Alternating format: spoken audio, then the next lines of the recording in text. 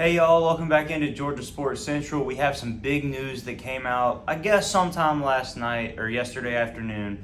Geoff Collins has been fired by Georgia Tech.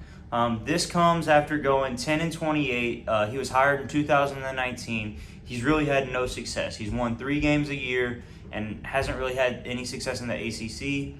Georgia Tech is a team that should be at least competitive somewhat towards the lower tier of the ACC, but they really haven't been competitive with anybody.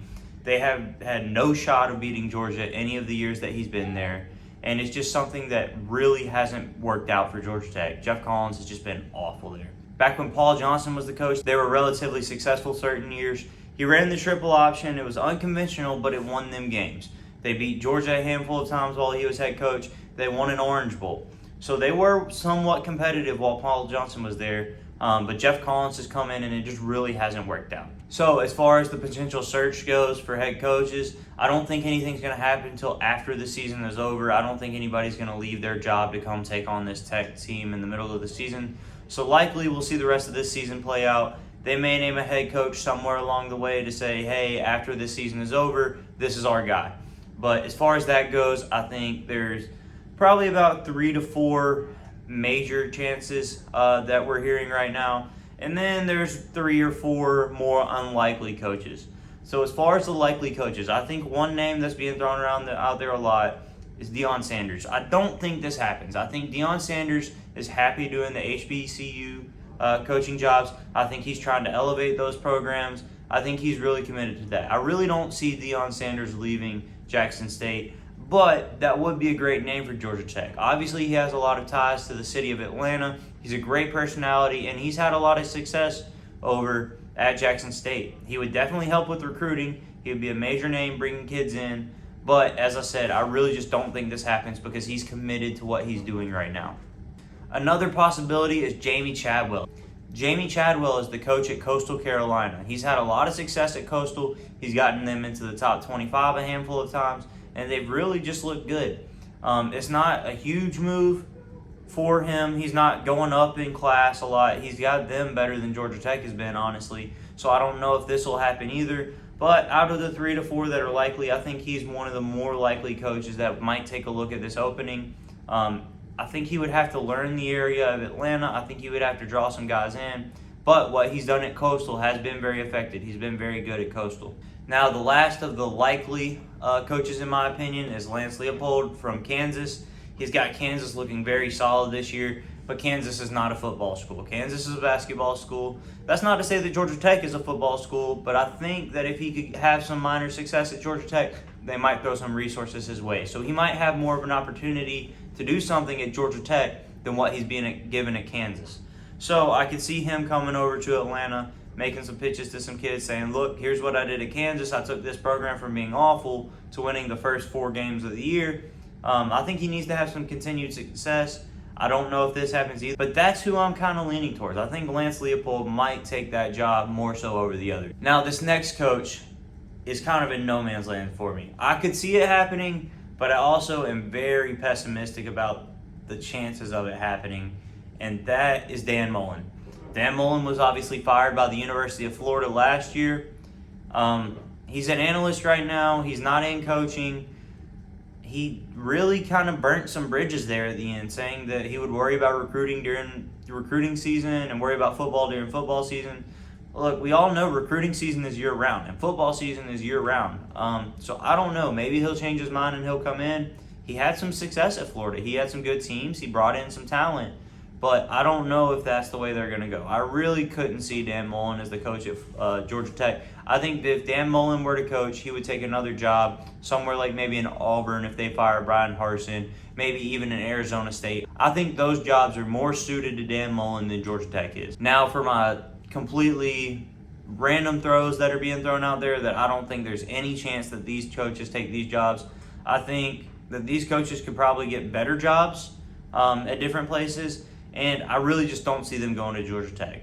The first of these is Todd Monken. I don't think Todd Monken makes a move from Georgia's offensive coordinator to Georgia Tech's head coach. I really can't see it happening. Todd Monken is somebody with head coaching experience, but I don't think he's going to take this Georgia Tech job.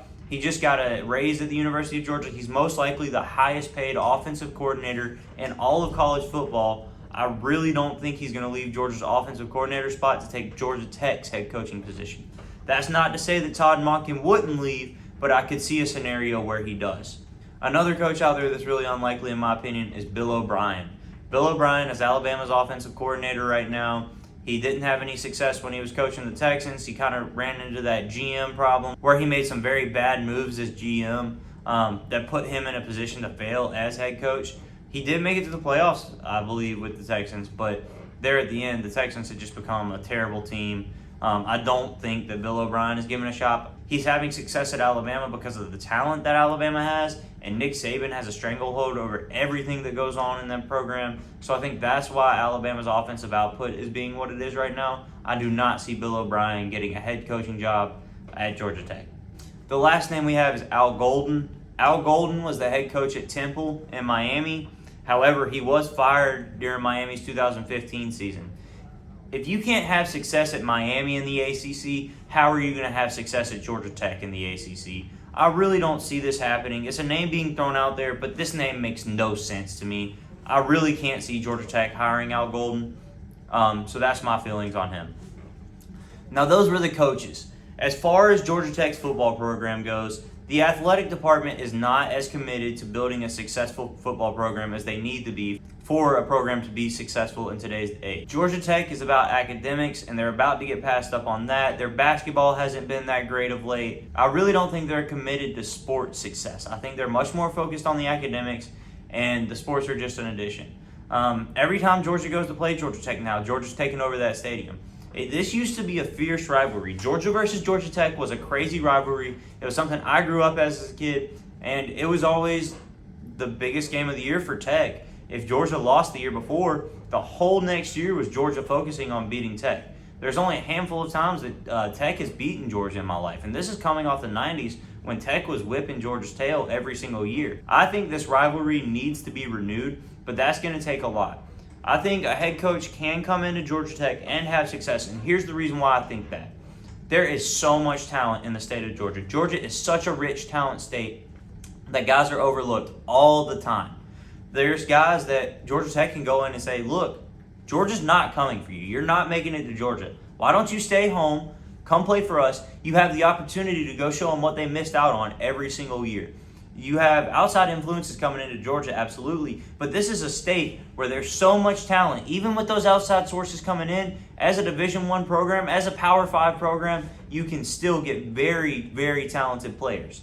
The other thing I think Georgia Tech needs to do is Georgia Tech needs to move to a spread offense, have maybe one back, no tight ends on the line, just get good pass blocking linemen, throw the ball 100 times a game. It doesn't need to be something very hard. Just move to a spread offense, throw the ball around, try to put points on the board, because that's what you're going to need to do at Tech. You're going to need to put points on the board. Yes, you might be able to get a talented defense as far as individual players, but Tech's not a huge draw right now. So what you need to do is be explosive, have highlights that are making Sports Center, have highlights that are going around the internet, and get more people interested in your program.